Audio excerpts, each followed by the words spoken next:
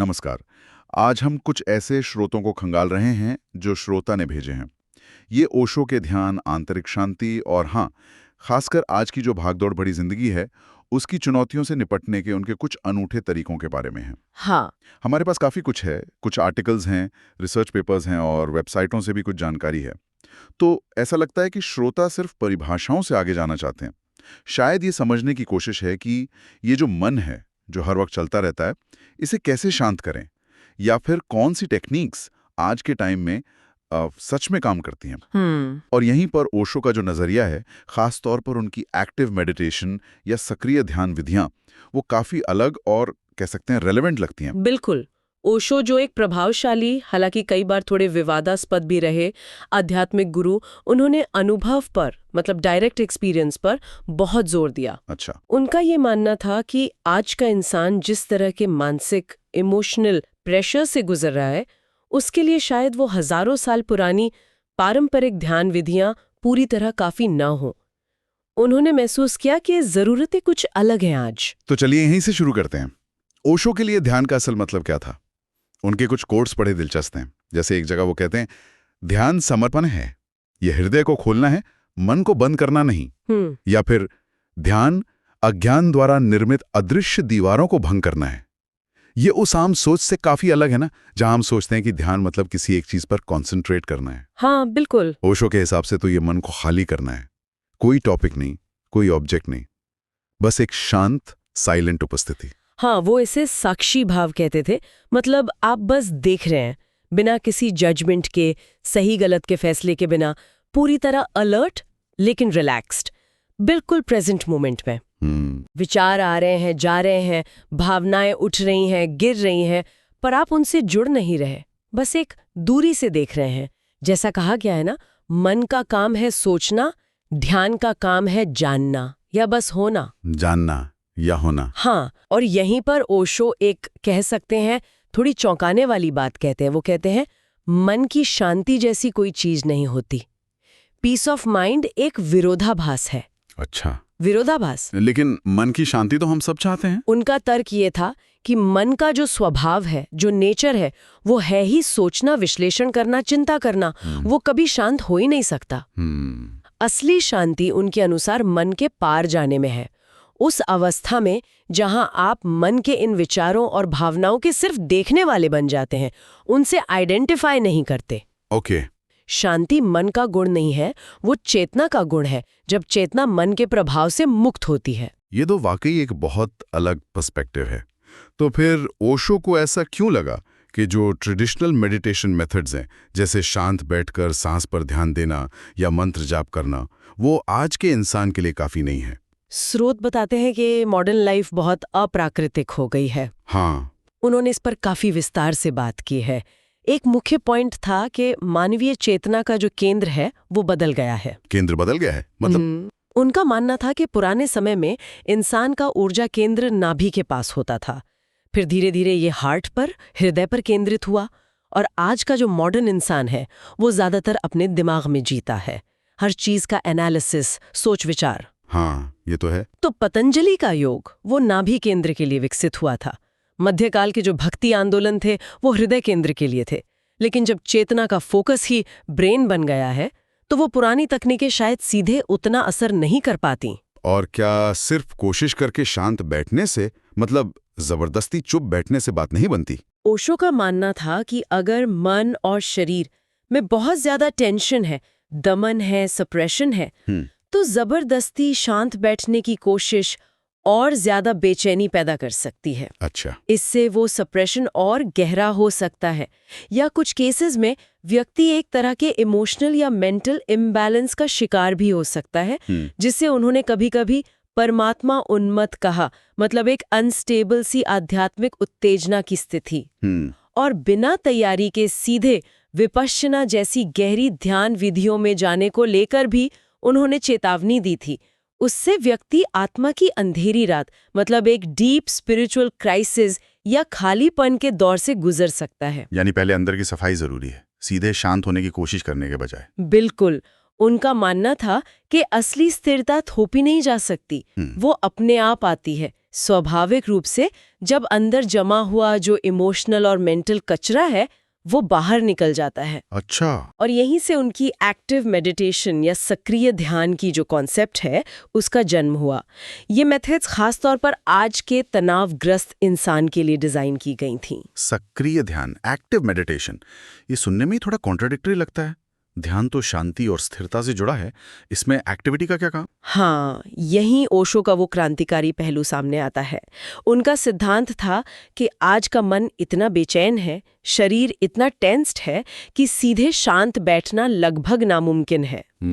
इसलिए पहले शरीर और मन को एक्टिवली हिलाना डुलाना, उनमें जो दबी हुई एनर्जीज हैं, गुस्सा, दुख, हंसी, चीख, उनको पूरी तरह से बाहर निकलने देना जरूरी है। ओशो का एक फेमस कोट है, पागलपन से शुरुआत करो और तुम ज्ञान तक पहुंच जाओगे। अच्छा। इन जो क्योटिक, अराजक लगने वाली विधियों का मकसद है वो ब्रेन के एनालिटिकल हिस्से को थका देना है, या कहिए बाईपास करना है, ताकि चेतना ब्रेन से हटकर शरीर और हृदय के अनुभव पर आ सके। ओके। फिर कैथार्सिस यानी भावनात्मक विरेचन के जरिए हृदय हल्का होता है और एनर्जी का सेंटर नेचुरली नीचे नाभि की ओर आ जाता है, जो स्थिरता का एक नेचुरल स्थान है। इसमें सबसे जानी मानी टेक्निक शायद डायनामिक मेडिटेशन है। क्या आप थोड़ा बता सकती हैं कि ये कैसे काम करती हैं संक्षेप में? हाँ, डायनामिक मेडिटेशन उनके सबसे प्रसिद्ध एक्टिव मेडिटेशंस में से एक है। मोटे तौर पर इसकी शुरुआत होती है जोरदार क्योटिक ब्रीदिंग से, ताकि शरीर में जो सोई हुई ऊर्जा है वो जगे और तनाव सतह पर आए। फिर आता है कैथार्सिस का स्टेज, जहां व्यक्ति को पूरी आजादी होती है कि अंदर जो भी दबा है, चाहे वो हंसी हो, गुस्सा, रोना, चीखना या कोई भी शारीरिक हरकत, उसे पूरी इंटेंसिटी से बाहर निकालें। पूरी तरह से? हाँ, पूरी तरह से। इसके बाद हु मंत्र का जाप करते हुए कूदने का एक चरण होता है, जिसका मकसद ऊर्जा को ऊपर उठाना है। और फिर आता है सबसे महत्वपूर्ण चरण, स्टॉप।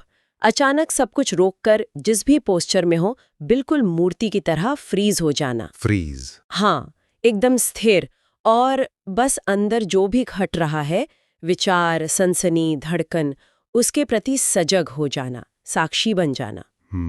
और अंत में उस सारी ऊर्जा को सेलिब्रेशन और डांस में बदलने का चरण होता है। इसे अक्सर सुबह करने की सलाह दी जाती है। ये तो पारंपरिक ध्यान से बहुत ही अलग है। क्या इसके अलावा भी कोई और सक्रिय ध्यान विधि है जिसका जिक्र स्रोतों में मिलता है? हाँ, एक और प्रमुख विधि जिसका जिक्र है वो है मिस्टिक रोज। ये 3 हफ्ते का एक इंटेंसिव ग्रुप प्रोग्राम है। 3 हफ्ते? हाँ, इसमें पहले हफ्ते रोज 3 घंटे जोर जोर से हंसना होता है, दूसरे हफ्ते रोज 3 घंटे रोना होता है, और तीसरे हफ्ते रोज 3 घंटे मौन में बैठना होता है, जिसे वॉचर ऑन द हिल्स या पहाड़ियों पर साक्षी कहा गया है। अच्छा। इसका उद्देश्य भी वही है, हंसी और आंसुओं के जरिए दमित भावनाओं को निकालकर शुद्ध मौन और साक्षी भाव के लिए जगह बनाना। ये विधियां सुनने में काफी इंटेंस लगती हैं। इनके फायदे क्या बताए गए हैं? स्रोतों में तो कई लाभों का जिक्र है, जैसे स्ट्रेस और एंग्जाइटी में कमी, इमोशनल रिलीज, धैर्य बढ़ना, रिश्तों में सुधार, सेल्फ अवेयरनेस, कंसंट्रेशन, बेहतर नींद, क्रिएटिविटी। क्या इनमें से कोई खास फायदा है जो सीधे ओशो के इस पहले कैथार्सिस फिर शांति वाले सिद्धांत से जुड़ा हो? मेरे ख्याल से जो सबसे महत्वपूर्ण लाभ है, जो सीधे इस सिद्धांत से जुड़ता है, वो है गहरी भावनात्मक मुक्ति, मतलब कैथार्सिस। पारंपरिक विधियां अक्सर भावनाओं को देखने या शांत करने पर जोर देती हैं, लेकिन ओशो की ये एक्टिव विधियां पहले उन्हें पूरी तरह से बाहर निकालने का एक सेफ और कॉन्शियस तरीका देती हैं। ओके। ये सिर्फ स्ट्रेस कम करने जैसा नहीं है, बल्कि उन गहरी गांठों को खोलने जैसा है जो हमारे व्यवहार और प्रतिक्रियाओं को अनजाने में कंट्रोल करती हैं। जब ये दबा हुआ बोझ हटता है, तभी सच्ची शांति और स्थिरता पॉसिबल हो पाती है। तो हाँ, तनाव में कमी या बेहतर नींद इसके बाय प्रोडक्ट्स हैं, लेकिन कोर में है ये इमोशनल सफाई। क्या इन दावों का कोई साइंटिफिक आधार भी है? मतलब क्या कोई रिसर्च हुई है इन एक्टिव मेडिटेशन टेक्निक्स पर? हाँ, बिल्कुल। स्रोतों में एक स्टडी का जिक्र है जो IJSRT जर्नल में पब्लिश हुई थी। ये स्टडी खास तौर पर किसानों पर की गई थी, जो अक्सर काफी हाई स्ट्रेस और मेंटल प्रेशर झेलते हैं। अच्छा, किसानों पर? हाँ, इस स्टडी में किसानों के एक ग्रुप ने 21 दिनों तक रोजाना सुबह डायनामिक मेडिटेशन का अभ्यास किया। रिसर्चर्स ने मेडिटेशन शुरू करने से पहले और 21 दिन बाद उनके शरीर में कॉर्टिसोल हार्मोन के लेवल को मापा। कॉर्टिसोल को मेन स्ट्रेस हार्मोन माना जाता है। हाँ, सुना है। और साथ ही ईईजी के जरिए उनकी ब्रेन वेव्स का भी एनालिसिस किया। और नतीजे क्या निकले? क्या इससे स्ट्रेस कम होने का कोई ठोस सबूत मिला? नतीजे काफी पॉजिटिव थे। स्टडी में पाया गया कि 21 डेज के डायनामिक मेडिटेशन अभ्यास के बाद किसानों के कॉर्टिसोल के लेवल में सांख्यिकीय रूप से महत्वपूर्ण कमी आई, मतलब एक सिग्निफिकेंट ड्रॉप था। अच्छा। इसका मतलब है कि उनके शरीर में तनाव का जो केमिकल लेवल था वो कम हो गया था। ईईजी एनालिसिस ने भी बदलाव दिखाए। ब्रेन में अल्फा वेव्स, जो आमतौर पर शांत, रिलैक्स्ड लेकिन अलर्ट स्टेट से जुड़ी हुई होती हैं, वो ज्यादा प्रभावी हो गई। अल्फा वेव्स बढ़ गई? हाँ, और जबकि तनाव और चिंता से जुड़ी जो बीटा वेव्स हैं, उनकी एक्टिविटी में कमी के संकेत मिले। ये दिलचस्प है। तो ये साइंटिफिक डेटा एक तरह से ओशो के इस आइडिया को सपोर्ट करता है कि पहले एक्टिवली तनाव रिलीज करने से फिजिकल और मेंटल शांति आ सकती है। बिल्कुल। ये स्टडी इस बात की पुष्टि करती है कि डायनामिक मेडिटेशन जैसी एक्टिव विधियां फिजिकल लेवल पर स्ट्रेस को कम कर सकती है। वो जो कैथार्सिस का चरण है, जहां दबी हुई भावनाएं जैसे रोना या चीखना बाहर निकलती हैं, उससे कॉर्टिसोल के लेवल में कमी की व्याख्या की जा सकती है। ये इस विचार को बल देता है कि स्थिरता में जाने से पहले अंदर के उस उबाल को बाहर निकालना जरूरी है, खासकर आज के मॉडर्न माइंड के लिए। ये सब आखिरकार जागरूकता और साक्षी भाव से कैसे जुड़ता है? आपने साक्षी शब्द का कई बार इस्तेमाल किया। स्रोत, चेतना, साक्षी भाव और जागरूकता के बीच क्या कनेक्शन बताते हैं? देखिए, ये कॉन्सेप्ट्स ओशो की फिलॉसफी के बिल्कुल सेंटर में है। स्रोत बताते हैं कि हमारी जो नॉर्मल स्टेट होती है वो सोचने की होती है। हम लगातार अपने विचारों और भावनाओं में उलझे रहते हैं, आइडेंटिफाइड रहते हैं। हाँ, सही है। जागरूकता या सजगता इससे एक कदम आगे है।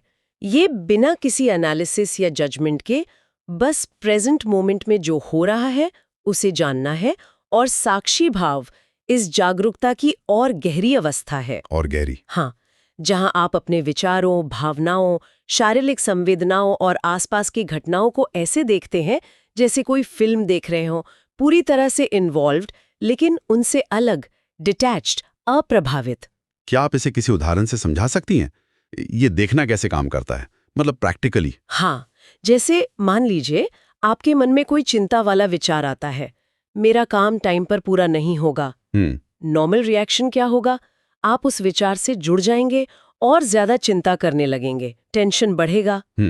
साक्षी भाव का मतलब है कि आप इस विचार को आते हुए देखें, पहचानें कि हाँ, ये एक चिंता का विचार है, लेकिन उस पर रिएक्ट ना करें, न उसे सही माने न गलत, बस उसे देखें जैसे आसमान में बादल को देखते हैं। अच्छा। ओशो कहते थे कि जैसे ही आप विचारों से अपनी पहचान हटा लेते हैं, मतलब ये मेरा विचार है के बजाय ये एक विचार है, उनकी पकड़ ढीली हो जाती है और वो नेचुरली खत्म होने लगते हैं। उन विचारों के बीच जो खाली जगह, जो गैप पैदा होता है, वही ध्यान की पहली झलक है। तो साक्षी बनने का मतलब है अपने ही मन का दर्शक बन जाना। स्रोतों में एक उदाहरण था कि कैसे रास्ते में वो ट्रॉली से बचकर निकलना जागरूकता से संभव हुआ, न कि सोचने से। हाँ, वो उदाहरण यही दिखाता है कि कैसी जरूरत से ज्यादा सोचना, जो मन का काम है, रुकावट बन सकता है, जबकि सिंपल अवेयरनेस, जो साक्षी भाव का हिस्सा है, सिचुएशन को आसानी से संभाल सकती है। जब आप साक्षी होते हैं तो आप प्रॉब्लम्स को उसी लेवल पे सॉल्व करने की कोशिश नहीं करते जहां वो पैदा हुई हैं, बल्कि आप उनके साथ अपना रिलेशन बदल लेते हैं। आप समस्या के प्रति अपनी प्रतिक्रिया के मालिक बन जाते हैं। हाँ, जैसा कि ओशो के कोट्स कहते हैं, अपने अंतस की सुनो, वो धीमी महीन आवाज है, या जितने सजगोगे उतने ही स्वयं के मालिक बनोगे। साक्षी भाव में ईगो, अहंकार भी धीरे धीरे घुलने लगता है, क्योंकि अहंकार बनता ही विचारों और पहचानों से है। तो अगर हम आज की इस पूरी बातचीत को समेटें, तो हमने देखा कि ओशो ध्यान को कर्ता भाव से मुक्त होकर, मतलब कुछ करने की भावना से मुक्त होकर सिर्फ देखने की, साक्षी होने की अवस्था मानते थे। हाँ, उन्होंने महसूस किया कि आज की जिंदगी और ये जो हमारा ब्रेन सेंटर्ड इंसान है, उसके लिए शायद पारंपरिक शांत विधियां उतनी असरदार ना हो, इसलिए उन्होंने एक्टिव मेडिटेशन टेक्निक्स जैसे डायनामिक मेडिटेशन को डेवलप किया, जिनका मकसद ये है कि पहले दबे हुए स्ट्रेस और इमोशंस को बाहर निकाला जाए। हमने ये भी देखा कि साइंटिफिक रिसर्च भी इन विधियों से तनाव कम होने की बात का समर्थन करती है। कॉर्टिसोल लेवल और ब्रेन वेव्स में बदलाव देखे गए। बिल्कुल। और इन सब टेक्निक्स का जो मूल उद्देश्य है वो व्यक्ति को साक्षी भाव में स्थित करना है। बिल्कुल सही कहा। और यहीं पर शायद श्रोता के लिए सोचने के लिए गहरा सवाल छोड़ सकते हैं। ओशो अक्सर ध्यान को एक तरह की मृत्यु बताते थे। मृत्यु? हाँ, ये कोई फिजिकल डेथ नहीं, बल्कि उस पुराने स्व की मृत्यु, उस मैं की मृत्यु जिसे हमने अब तक बना के रखा है, हमारा अहंकार, हमारी आदतें, हमारा जमा किया हुआ अतीत। लेकिन उनका कहना था कि ये मृत्यु जरूरी है एक पुनरुत्थान के लिए। पुनरुत्थान? हाँ, एक नए, ताजे, मौलिक, ऑथेंटिक अस्तित्व के जन्म के लिए। जैसा एक स्रोत में कहा गया है, ध्यान एक मृत्यु है, उस सब की मृत्यु जो तुम अभी हो। निश्चय ही एक पुनरुत्थान होगा, एक पूरी तरह से नया, ताजा, मौलिक अस्तित्व।